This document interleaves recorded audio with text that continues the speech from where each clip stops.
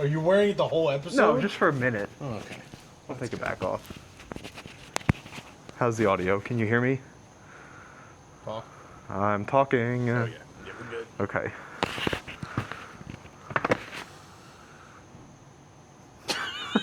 It's a stupid bit. This whole thing is a stupid This whole thing is a I stupid love how bit. it's immediately fogging Yeah, up. I know.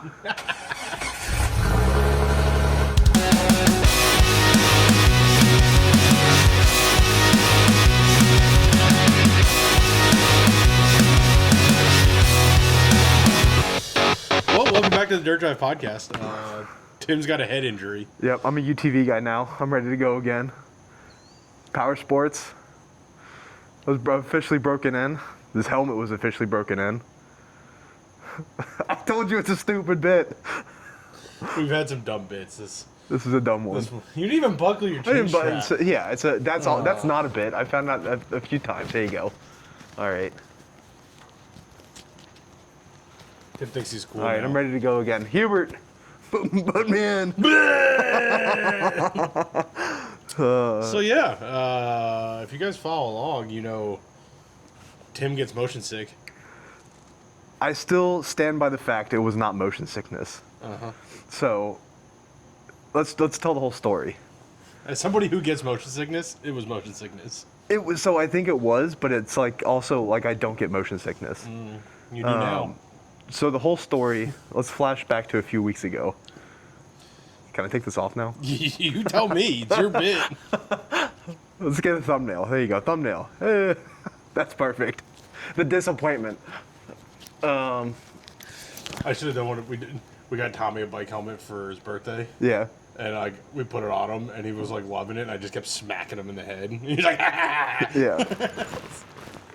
I'm so glad we did that. It's a dumb bit. But back to where we started. 24 hours of Appalachia. The weekend did not go as I planned at all whatsoever. Yeah, that's one way to look at it. So originally, the Hinton, I've wanted to do the Hinton. This is the third year for Hinton. I know. It's always been on my list, and it didn't work out this year for me either. Hinton was exactly the event that I wanted it to be. I imagined Hinton as this cute, quaint little small town. If you listen to our last episode, me and Fake Dave talked about Hinton. So glad we finally got Fake Dave on. Yeah, it was good. And we didn't talk about what we wanted to talk about. We talked about other stuff, That tracks. which was also really good. Yeah. Yeah, I had a good episode with Fake Dave. Hinton was wonderful. My original plan was to go out there and do the live stream for Jed, because the live streams are actually a ton of fun. Yeah. And it's just that volunteering aspect where you get to hang around the family. So, I got a call saying, "Hey, I know you're supposed to live stream, but we need a co-driver for Hubert, everyone's favorite redneck." And I said, "Hey, Jed, that means I can't do the live stream. Are you cool with that?" He goes, "Yeah, given the circumstances, it's all right." So I'd already purchased my helmet, because in West Virginia, you're required to have a helmet to ride in UTVs. Yep.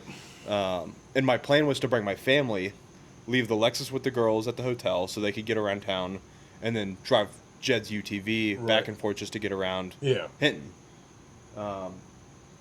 So I already had the helmet, so Jed knew who to call. Right. So on my way down, I bought a jersey, and I'm like, just because the sun value, and it's super light and breathable. Also part of the bit. But it started off super well. It got there. I mean, caught up with Hubert. The last time we saw him was at Pastrana Land. Yep. Kind of got an introduction to the car. What a wild statement that is. Yeah, I know. Anyway. But caught up with him. The car had 3 miles on it when it showed up to Hinton. He just finished putting the wrap on it the night before. He said he was up with his mom and his wife in the garage putting the wrap on it the night before he left for Hinton. So that wasn't the same one that he was cruising around in? No, that's a brand new 3 mile car. Which got pretty well abused. Yeah. So not only did it take my damage, after Mac Foltz got in it, the car ended up on its side 5 miles into the second lap. I'll have to get that picture from Jed. Yeah. But so it was really well. Like we did the live stream Friday night for the drivers meeting. Super chill. Got the Starlink set up. Thank you, Laker Brew, for the power source. Live stream went well. Then just kind of rolled back to the hotel. I mean, I can't say enough about Hinton. That was such a cool little town. Like, yeah, it'll be very high on my list for every event going forward.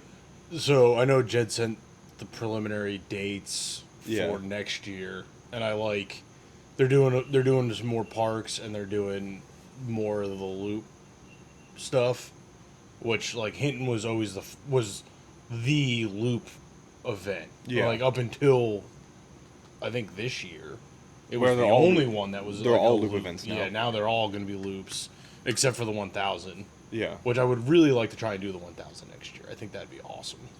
Volunteer or do it? Do it. Oh, hell yeah. All right. I mean, knowing that Eric Miller's doing it in 32 hours because Yeah. the dude's a robot, I don't think it's going to be really worth trying to be competitive. But I think like that's probably one we could do in like the Lexus or the Grand. Yeah. Because that's a lot of like nav and logistics more than it is. It's like Run for the capability. Hills. It's, Yeah. it's more nav and logistics Yeah, than... I think it's even easier than that. I mean, the fact that Eric did it in 32 hours tells you there's... I mean, it's also Eric. Yeah, but that just tells you there's nothing from an obstacle standpoint. Yeah. Like, It's ju- like it's even Run just- for the Hills has it's a just driving. handful of obstacles that Yeah. like you got to be pretty capable to do. Yeah, I think with the plans for the fall, getting stuff ready for a big show, Yeah. that also incorporates some new parts. So I think the Lexus would be super ready Yeah. for that. Yeah, it's a That'd be getting my wife future on board. passing. That's a this week plan. Yeah. But Yeah, Hinton was wonderful. Love the Yeah. town. Want to go back. I Yeah. want to go back and just be in town. I mean, there's a giant reservoir. There's off-roading trails everywhere around there. The whole town is... I would absolutely call it a pre-Vail Resorts town. okay. Vail Resorts, if they knew about it, would jump in and buy that whole town up in a minute. Don't put that on the I'm not. internet. I mean, it's not what you want to happen to a town, but that is a town that I could see it happening to. Is Snowshoe right there? Is that where Hinton is? No. that's a different town. It's right? about an hour Okay. east of Charleston, Yeah, so it's kind of like in a no man's land. yeah. Well, Um, most of West Virginia's in no man's land. Fair. But the reservoir is beautiful. I stayed at the Pipestem State Park Resort, which was like awesome. I only saw it in the daylight one time. Yeah, But in the daylight, there was beautiful mountain vistas, You know- tons of lakes. I think their state park system has a couple resorts because Carrie and I did one to the Stonewall Reservoir or something like that. I think it was something like that. Same thing. Like great restaurants, great food, awesome like little hotel. Like It had an 18-hole golf course. Oh, nice. A splash pad for the kids, a horse barn to go horse riding. yeah, all right. So that was the thought about getting the wife out there, because like when I was set up to do the live stream, they could go to the splash pad and the horse barn. I'd be done by noon for the start finish line one that I was Yeah. planning on doing, and then we could just enjoy family time in and Yeah. around Hinton and the resort. I'm trying to find better ways to incorporate and bring the family. Yeah. Because I'd love to have them more involved. But live stream went well for the drivers meeting. Yeah, watching it. A huge turnout. Thank you for watching. Yeah, of course. It's wonderful. Did you watch? Did you watch? We had Put in the comments. for a drivers meeting. I think we still had about 300 viewers. I was gonna say it was End to was end. something about that when I clicked on it to turn it on. It was Yeah. it was like 200 and change. Yeah, watching. I know. Jed wants us to do more. Let us know what you guys think. If you guys think we should continue to do these drivers meeting, start finish line, and then even a reception live stream for these events. The awards. I know we kind of beat 24-hour stuff to death, but it's like one of our favorite things. It's so much fun, and I don't think the content gets stale because it's new every time.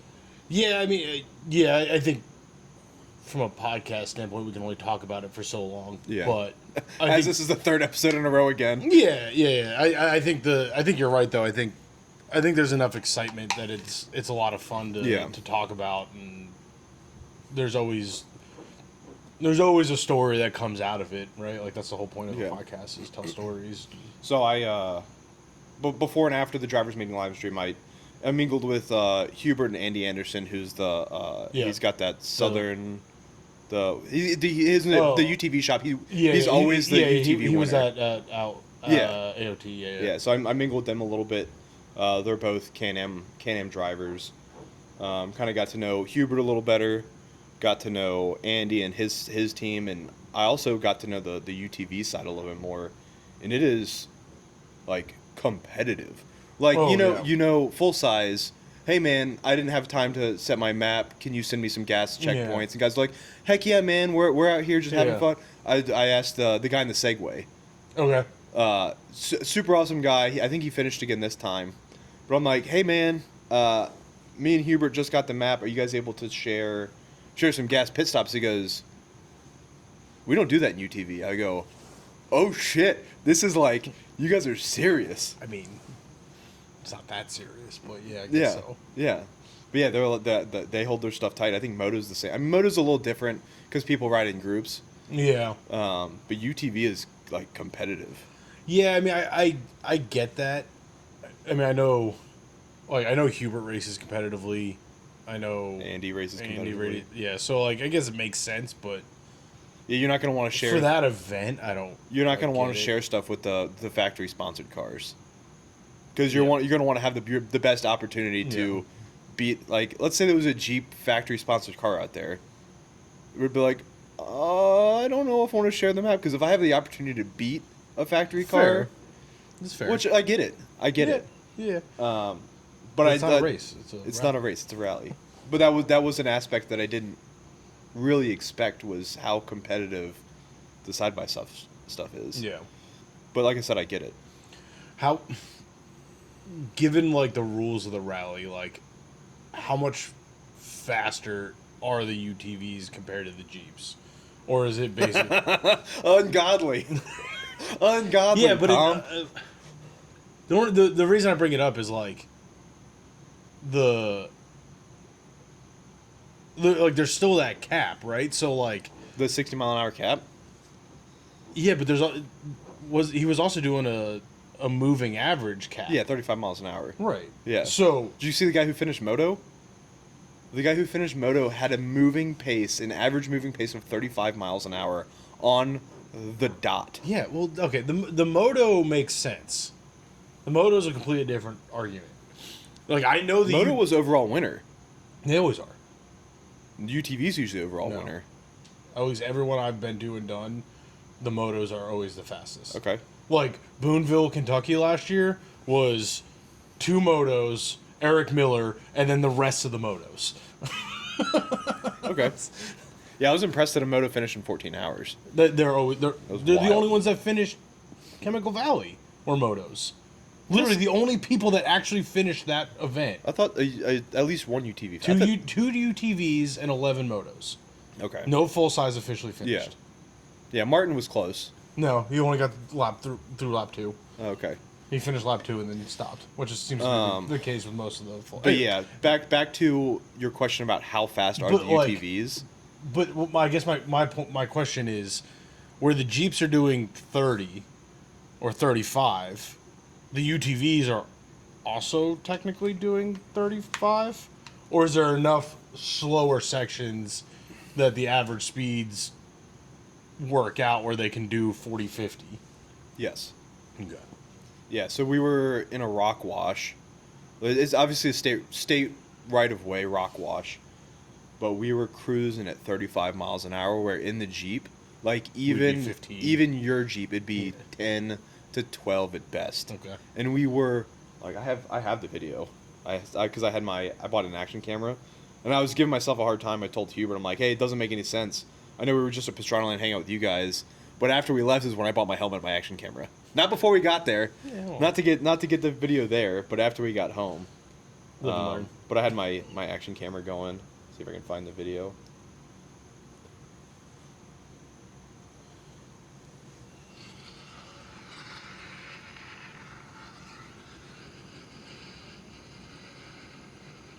It's cruising. Yeah. It doesn't. It doesn't look as bad as it was. Well, but so that's the question. And I think we really just need to get Jed to let us use his UTV and compete in one. Yeah. Because, like, for me, what it comes down to is it's going to feel faster, right? It's no windshield. It's low to the ground. Like, they're narrow. They're smaller. Like even when I drive the Honda to work, like 65 in the Honda feels a whole lot faster than 65 in the pickup, right? Like it's just that perspective of it. So like I get there's that perspective that it feels faster, but I'd be curious. No, it was absolutely faster. Right. And it was wild because full size tracks, when you have these mud holes, you can't really veer out. You have to hit them. Right. We were so narrow.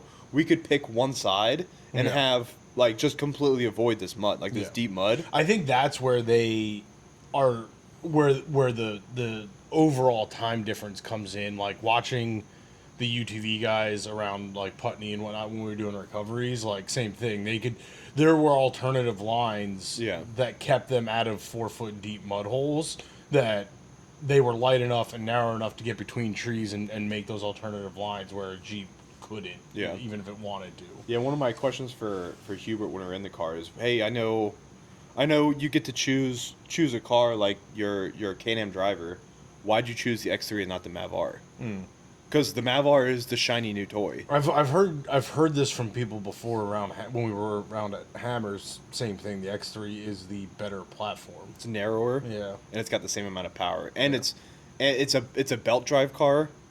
But these good drivers and these good teams can change a belt in 5 minutes. Right. Where the downfall of it was he was saying because we have the 65 mile an hour or 60 mile an hour speed cap. Yeah. And with our right to repair stuff and our right to modify, I guess Can-Am has these cars unlocked. So he goes, I could have set the speed limiter to 60, but with the CVT, that belt slip, you would never have it, like it never balances perfectly. So with the belt car, even if it was set to 60, he could go up and down. He said he had to set it to 50, 57 or something. Right. Where the Mav R is a gear transmission and not a belt transmission. Right. Where if he was to set the speed limiter to 60, it would be set to 60. Right. Interesting. That's a honestly, it's probably not even a right to modify thing. They probably do that as a like parental control thing because like Tommy's getting confident enough in his Power Wheels that I'm like, is he too young for a full UTV? The answer is yes. If anybody's wondering, 3 is not old enough for a. No, it's old enough. I'm still considering it. You should. The problem is I want to get one of the like mid-size that I can cram myself into. That's another episode. The Valley Cycler Salon has a few nice ones. It's where I got all my stuff. They set me up good. But they've got some of the small ones. I got a picture of my girl in one when we went to go get my helmet. Nice. It's about as cute as it gets. She's. Yeah. Oh yeah. I think in the picture she's crying, but it wouldn't be. Yeah, I mean, they all are. Find it. Classic dad. No, I mean I'm definitely at a point where there like. You go. Oh yeah. Like that's small enough that you could scoot the seat forward and Tommy could drive, and you could also be in the passenger seat, or you could drive in. Yeah, I know from researching them like the 170s and like a lot of these kid-sized ones have like app control. Like speed limits and like. Well, you can also app control a perimeter. Yeah. So if they go off your property, it shuts the machine down. Yeah. No, it shuts the machine down. That I hadn't seen. Yeah. That's cool. So you set your property line, and they go across the property line, and the machine shuts down. That's pretty cool. We've come a long way from the days of little 50cc with training dirt bikes. wheels. Yeah. That's wild. I didn't realize they had like GPS fencing. Yeah. That's the word I wanted. GPS fencing. I'm still not buying one anytime soon for myself because I have enough stuff that requires trailers. Yeah. I don't need to add something, but I get it. Like I think for these events it's not more comfortable, but it is definitely the faster more route. Fun and faster. But yeah, it was definitely like the machine was like night and day from a full size. Like even I can't speak about riding with Eric, but like it was just so fast. Yeah. It was so fast. Well, I would make an argument. He's probably running a similar UTV pace. Yeah. But, like... The full size is so much more comfortable, too. Yeah. Like, the heat and air conditioning, the wiper blades. Like, yeah. I know you can get all of that in your UTV, but what's the point? But the thing you can't get away from in the UTV is a helmet. Even if you have heat, air conditioning, doors, windshield, you still legally have to wear a helmet. Yeah. And well, and even the guys that have doors and windshields and wipers still get out of those cars looking like they just went swimming in a mud hole. Yeah. Like, they're not sealed up like a full-size truck is. But that brings us to wearing a helmet and the name of the episode, the X3 Vomit Comet. Yeah. As I say, you got to tell the whole story. I do have to tell the whole story. So, as you guys know, this is a wild statement. The only time I think us as a group collaboratively have ever spent in a UTV was at Travis's house. Yeah. For a 3-minute rip around his property. Yeah. And that's fine. Yeah, that's fair. Yeah. So, and that was also the most time I've worn a motorcycle helmet in 15 years. So in the chaos of it all, close the live stream, go back to the hotel, go to sleep, wake up in the morning at, I think I set my alarm for 5:45. Hotel didn't have breakfast. Obviously, it's too early for a continental breakfast anyway. So I got a cup of coffee at the hotel, got down to the depot, met Hubert. We had to finish putting together the car. So we had to mount his cameras, had to mount his radios, get the car loaded with snacks and drinks and everything. And in my mind, they have burritos at the start-finish line. And I'm like, I'm going to have breakfast before we go. We ended up getting to the start-finish line at 7:50. We had just enough time to get there, get set up, get in line, and leave. But I did have the wherewithal to go grab 2 burritos and a cup of coffee. But sitting on the start line, 2 burritos and a cup of coffee, full face helmet, I can't drink my coffee. So Sean, what's Sean's last name? Amory? Yeah. Okay. So Sean Amory was sending off the cars. I go, hey Sean, take my coffee. I can't finish it. It was open top. Yeah. Because I was like, I'm just gonna pound it. I didn't have time to eat my burritos. Just in the excitement, I forgot to eat. So about probably an hour and a half in, I tip up my helmet and pound a burrito through my helmet. First thing I ate all day. Didn't even have water. Had a cup of hotel coffee. Boy, oh boy, that lasted for 3 hours though. I got the burrito down. I good navigating. Turn coming up. You got a 4-way. Clear my I was in the zone calling this route. I missed one. I think altogether in lap 1 I missed 2 turns, which is not bad. It's not bad. And that was considering you were vomiting. That was while I was vomiting. Yeah. But I didn't vomit until hour 4. Okay. So I got the burrito down hour 2. But with the speed of the machine, I was fine in the turn, the off-road gravel dirt turns where we could slide. Mm-hmm. Because the momentum, you weren't getting the G-forces. Yeah. But it was that hour 4, we hit a long stretch of curvy pavement that used to be gravel. You know how they have only the center. The hard pack, yeah. They only have the center paved, and they've got 2 feet of gravel on either side. And he was ripping the thing, and I felt and I kept it down. Hour 4.5. Same type of road, just G-forces. Yeah. Just that burrito was sloshing around. And I tapped him on the leg. I go, and before I could even tap him on the leg, my head turned sideways, and it sprayed. I had my visor. I had. Hold on. Back to the bit. I had my visor up, and you mentioned how close the face piece is. So we got this guy, this little mesh piece. So, visor up, 4-point harness in. I should put my mic back on. You're good. Let me hold on. You're making it sound way worse. I know. So visor up, 4-point harness on, then I also had too tight because I'm like, oh, like fuck, I need to cinch this thing down because last time I was in a UTV.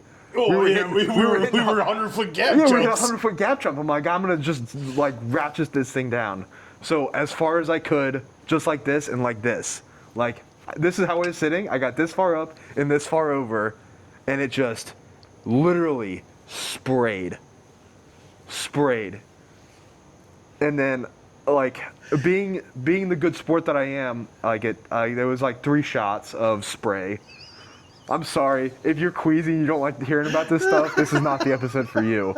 But that warning's a little too late now. there was 3 good shots of spray. Hubert's looking at me. I go, dude, just keep driving. I'll be fine. So, I gathered myself enough to keep giving directions, which I'm pretty proud of. I'm pretty proud that I gathered myself enough to keep giving directions. But then, I don't know how I should say this. The helmet came off. We may have stopped. We may have stopped. The helmet came off. And I just, because I knew the helmet had to go back on to keep going. Yeah. So I pulled out my pocket knife, and I was picking chunks out of my helmet, chunks of burrito and coffee out of my helmet, giving directions. Oh no, I'm not giving directions because we're stopped. Right. Remember, we're stopped. Right. Yes, so I didn't have to give directions, but if I had to give directions, I would have activated. You would have been multitasking if you needed to. So yeah, I had my pocket, my Garmin pocket, not Garmin, my whatever the brand is. Sure. Pocket knife, and like you can see all like little cracks and crevices in there Oh, because yeah, all the vent. Yeah. The vent was my vent was packed. I was picking chunks out. As soon as I got the chunks cleared enough, the helmet went back on, and it was 2 hours till I started hurling again. But it was 2 hours of vomit helmet. Yeah. That was. Yeah, you'll get that from. You'll have those on those big jobs. But it was like. Oh. Like I do pride myself on like every time that it happened, I was like, hey dude, keep trucking. This is your race. I'm the co-driver. So, don't worry about me. When you finished lap 1, did you like at least like wipe down the passenger seat before passing it off? You didn't have to because there was so much mud. There was so much mud and spray. Like there was. Did you see some of the videos of that low water bridge that we went across? Yeah. Hubert hit that about 35 miles an hour. Oh yeah. And we got power washed. He did that on purpose. Yeah. Oh yeah. And I looked. I said, he's like, I need to clean out my brand new machine. I was like, hey, thanks, dude. I needed that. But it was like I couldn't move, spray up and down. My whole shirt was covered. My pants were covered. Oh. Luckily, the doors had watertight bags on them, so it may have gotten on the door bag a little bit, but it was mostly like down me, and like into the floorboard. So it was brutal. So we're not getting invited back to Pastranaland anytime soon. I don't know. It's a memorable experience. He's not going to forget it. He's definitely not going to forget it. Kind of wish maybe he would, but... So, like, I'm like, all right, I'll be fine. I drank a little bit of water. I had half a granola bar about an hour and a half later. About an hour after that is when the granola bar and the water came up. Because, like, empty stomach, and I don't know, you couldn't hear it in the video, but, like, I think this is a bad video to show it. But if you've been around these things at speed, the drone they produce is ungodly. Yeah. So I think the empty stomach, then eating on the road, and then the empty stomach, the new helmet that I haven't worn before, and the drone of that machine is what did it. And yes, it gave me a little bit of motion sickness. Yeah, well, it gave me motion sickness, but I think the motion sickness came because of the state I was in. Because I've been on high speed boats and like different boats my whole life. I've been strapped into cars doing different stuff. As somebody who gets motion sick by just about anything. Yeah, you wouldn't have done well. Yeah, no, that's why I was not like super motivated to get there and co-drive. Like, granted, I've been able to like co-drive parts of these events in my own Jeep. Yeah. But at the same time... But a Jeep's different. Well, that's my point. Like, where, like, seasickness, like, the thing that does a lot of people in from a seasickness standpoint is the fact that it is a rhythmic consistent Yeah. up and down, where like yeah, that gets to me, but honestly what makes it way worse is the inconsistency. Like You get that rogue wave and you splash, and you're like, oh shit, I didn't expect that. Right. It's the getting bounced around in multiple directions that usually does me in. Yeah. Which is why like car sickness is a huge thing. I got motion sick in a racing simulator. Like Just from watching the screen? yeah. Like even as a kid, like I didn't really like I never gravitated towards video games because like video games will make me motion sick. Wild. Yeah. I've never had any of that. Yeah, like if I had to co-drive for somebody, I would be like double dose Zofran, Dramamine, But so yeah, wristbands. Like the whole, I mean, I had to wear wristbands on a cruise ship. Like Yeah. that's how bad it is. But after the first one, I loosened the belts. I kind of adjusted the helmet a little bit. I got really like I figured out how to get really comfortable. Yeah. So I was comfortable in the car, but then like I said, just trying to. At that point, I was empty stomach. Like just, Oh yeah, once it starts, it's all downhill. and then It's avoiding it happening. That it is was the only way to prevent it. yeah. It was hour 7. I had thrown up 2 more times Nice. by hour 7, and I looked at Hubert and I'm like, hey man, I stopped sweating. I can't keep water Yeah. down. I can't eat. Yeah. I hate to bail on you, but when we get back, like I'm gonna make it back to the depot. Yeah. When we get back to the depot, I will find you a co-driver. It broke my heart to do that because like I was even though I was puking my guts out, Yeah. I was having the best time of my life. And like we got back to the depot, Mac Folt stepped up. It was actually his birthday, Oh, that's which cool. was cool. He's a volunteer. He has got a really cool Kia Yeah. that he beats around in. So Hubert went up to his trailer. Hubert had a spare open face helmet. It was like a 3/4 helmet. Yeah. So ears were covered and forehead were covered, like full helmet. Yep. But it was just so like Travis wears in his Yeah. rally car. Yeah. So Hubert went and grabbed the spare helmet, and then he's like, "Man, I'm sorry. Like I'm sorry that was so like that sucked." And I'm like, "Bro, that didn't suck." Like, I'm weird. I like throwing up on myself. no, the throwing up sucked, but like literally when I wasn't throwing up, Yeah. I felt perfectly fine. Like until like that split second where it came up. Yeah, that's it how motion was sickness works. miserable for that split second, but then it stopped and I was fine. Spot on navigating, calling stop signs, calling fucking That also probably traffic didn't left help and right. your eyes going between Yeah. the stationary map and moving. Like, Yeah. like that's an instant motion sickness issue for like I can't even really look at my phone if I'm riding Yeah. in a car. And that's But, like- normal. like, I've been- riding in a car. I've spent probably about 45 minutes in a traction car on track, in a 4-point harness. Yeah. I was fine. Yeah. I think it was the extended time in the car Yeah. with all those variables, and the no eating.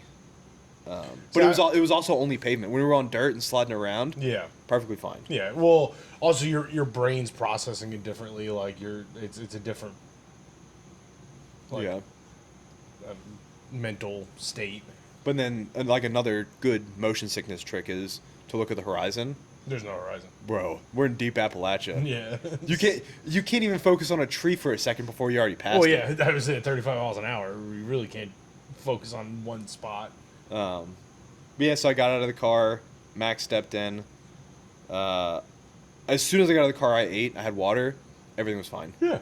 Just because you're not getting thrown around anymore. That's how motion sickness works. But yeah, so they got off the line. We talked about this earlier. I don't know the situation around how they flopped the car, but 5 miles in, like I had just finished eating my first thing and just drank a bottle of water. Literally 5 miles in, we got fake Dave got a text. Yeah. A picture of Hubert's car on its side. They rolled. I'm like, damn. Yeah. Damn, that's a good story to miss. So I want to hear that story. I got to get in contact with Max, Yeah. or Hubert about that. But then the rest of the event was a lot of fun. So like I said, I settled a little bit. I went to the market. The market was great. They were open till 2 or 3 a.m. with a limited menu to feed I saw that post. to feed ralliers Yeah. and to support the event. That was awesome. I went to the market, got some food, came back, and by the time we got back, it was, like I said, 9 hours in, so it was like 5 p.m. I felt like I still owed Jed a live stream. So it's what I did. I set up the live stream, and I kind of did a single mic, kind of just went over some of the rally stats, who's come through, how many full sizes, which was 0, how many motos, and how many UTVs. And then, I can't remember his name, but someone had a Starlink set up, so I'm like, I'm not going to connect my Starlink. Vehicle-based Starlink. He's like, hey, I'm not going to leave. You can use my Starlink. It'll be set up all night. So about an hour into the live stream, I get a notification on my computer, network lost. I'm like, hey, what the fuck just happened? And they're like, oh, he just left. And I'm like, the guy who said he wasn't gonna, like, it was fine. Was it Jed? It wasn't Jed. No. It was I can't remember his name. It was I'm bad with names. Anyway. But so I called Jed. I'm like, hey, live stream dropped. I lost service. I can set it back up if you want me to. He goes, no, you've had a long day. There's not a ton of updates. Yeah. Just like have fun. So that's what I did. Is just hung around the start finish line, had fun, talked to people, helped around, took numbers as people were coming through. Had a beer with Fake Dave and Carl, and met Carl's girlfriend. She was super sweet. But it was just like that was back to like just hanging out with family at that point. Yeah, the events are like it's one of the reasons I've started volunteering at them more than competing, because it's the same thrill and the same fun. Yeah. But it's less isolation. Yeah.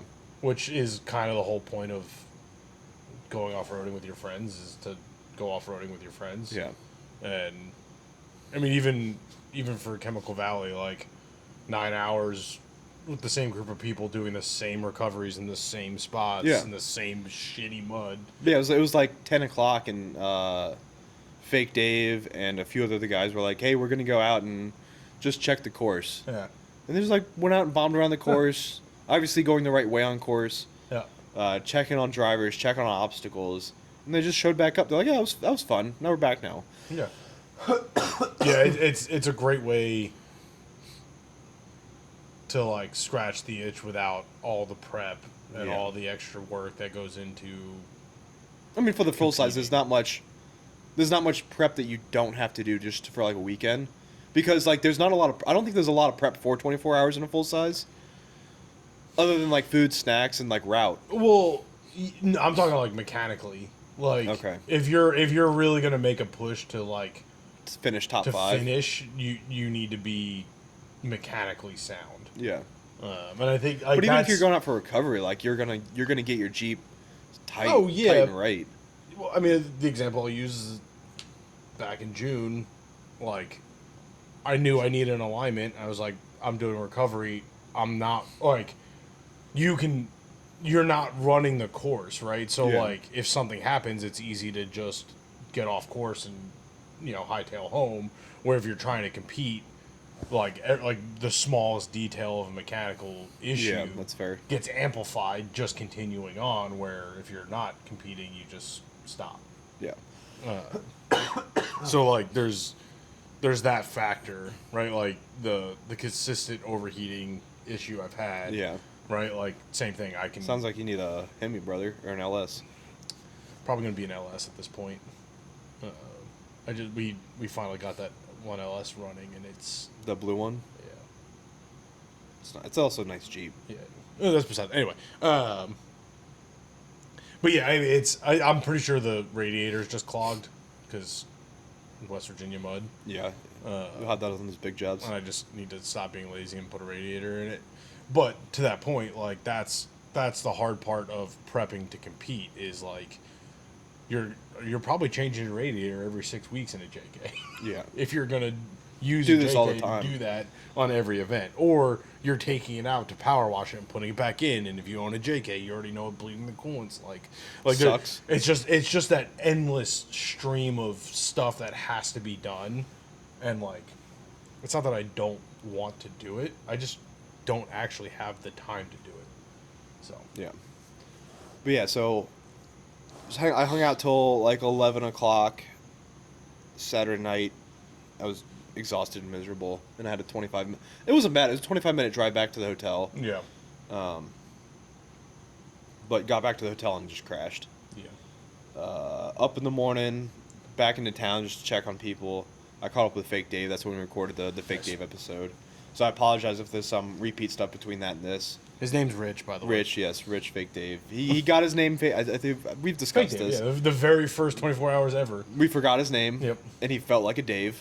He- We both agreed that he felt like a Dave. I mean, that was 30 hours into our 24-hour rally, so yeah. And then he felt like a Dave. We absolutely knew for a fact his name wasn't Dave, but we couldn't figure out his actual name. No, that was the joke. Was for the longest time we were like, for literally the last 4 hours of that route, we were like, we're pretty sure his name is Dave. But we weren't positive, so we called him Fake Dave.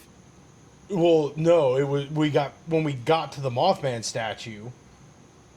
Well, like we weren't confident enough that his name was Dave, but we were pretty sure it was Dave. And I remember asking, I think I asked Jed. I was like, "What's that guy's name?" And he's like, "Rich." And I was like, "Damn, we've been calling him Dave for the last 6 hours," and that's where Fake Dave came from. Okay. But yeah, so I sat down with Rich and we talked about everything. We didn't. The nice thing is we didn't talk about the rally too much. We talked about, obviously you guys listened to the episode, so I don't have to Better explain listen to the episode. Then I just cannonballed home. Sounds like a It was pretty typical West Virginia off-roading weekend. It was a great time. Yeah. That being said, I did text Hubert again. We went back and forth a little bit, and I'm like, "Hey man, like I figured out how I fucked up, where I fucked up. I know you're probably not gonna invite me to do it again, but I'm like, if you do, I will be ready. I will have eaten. I will be prepped. I'm gonna have medication. spend more time on my I'm gonna get the wristbands. The wristbands work great for me on the cruise. I'll spend more time on my helmet. Like I'll mow the lawn in my helmet just to get comfortable in it. I got the Cardo system, so it bumps. Yeah. It's got the earpieces in here. It's got a nice mic in here. They make a nice like headset Yeah. unit that the pack just snaps into the headset. That Well, yeah, in the very last. So another problem is my helmet was also crammed with stuff because I didn't think about this till we were done. But I was wearing earpods, like in-ear earpods, on top of this because I didn't think about plugging my Cardo headphone jack into the rugged. Yeah. That, Until like hour 7 when I had called it. I'm like, you know what? that may have been part of your problem because like all your motion sickness and everything is through the pressure in your ears. Yeah. So if you were plugged up and the elevation changes and like that may have been. But the problem was I wasn't plugged up either. They were loose fitting. They weren't mine because I brought a set that didn't work with Hubert stuff. So I used a spare set of his that were like not fully in, and like it was just a mess. Everything was a mess. Yeah. So he had molded ear. Yeah, it's audio race car stuff. Yeah. So I'm like, Yeah. I know what to change in the future. Yeah. Get your own UTV and drive it yourself. Yeah, because he's not going to invite me. He's not going to invite me back into his. It's all right. I'll tell you what. When Jed lets us use his, you can co-drive for me. Okay. I won't drive as fast as Hubert, so you probably. I don't think you can. I don't think you can drive as fast. Oh, as I Hubert. absolutely can. I just won't because it's not my UTV. That CF Moto's gonna hate that. So just from Chemical Valley, when Jed took me out to go look at the course, he broke a CV axle. Yeah. He broke one, just because he laid into it weird. See, that's the coming down a. Everybody says the same thing. They all break the same parts, and it's like I don't like the whole point of getting out of the whole point of not doing this stuff in a Jeep is to not break. So like if the UTV breaks as often as the Jeep, why not just do it in a Jeep? I think that's a CF Moto thing, and I think it was the way that Jed applied power as we were coming down a jump. Because he had hit there like at AOT. You have those. He may have been on it a little too early, kind of thing. Yeah. All right. Because you heard it snap. So they have like culvert crossings, but they're raised. Yeah. So it's like 3 feet up. It's like 10 feet of railroad ties, then 3 feet down. Yeah. He hit it where we came right up it, cruised over the railroad ties. The back tires. This is from Chemical Valley. The back tires hit the landing, and he applied power as he was coming down the landing, and I think that broke that driver's side CV axle when he did that. So I think that was purely user error. But what do you expect? It's Jed. Driver mod. The driver mod. Completely unrelated. He's driving to like Idaho for that Dude, I motorbike know. rally right now. He sent me. He sent me. You know what's also killing me right now is Russ is on his way to Colorado Yeah. for the Red Clay Rally West event that I was really hoping to co-drive for him in, but I just can't take 2 weeks to go across the country again. I'm like, damn. Yeah, so Jed sent me this picture, no context. I'm like, hell yeah, dude! I love the bike's loaded up is no, sweet. he's going to Idaho to go. Yeah, and then I saw his Instagram motorbiking, post, and I'm like, wait. You sent me that picture with no context? You're going across country to ride BDR stuff? Yeah. With the BDR crew? Yeah.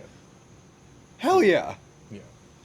I'm like, I there's like 3% of me that wants a motorcycle, and it's knowing he's on that trip, like my 3% is strong right now. Yeah.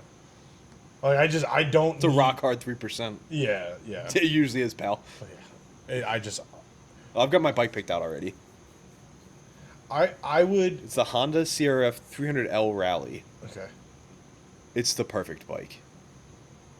Easy. It's the perfect bike. Easy vomit Comet. I'm a Honda guy. Well, I've ridden motorcycles my whole life. No, I get that. Up until the last 15 years. And well, that's like, I enjoyed riding when I was in Colorado enough that I would consider it.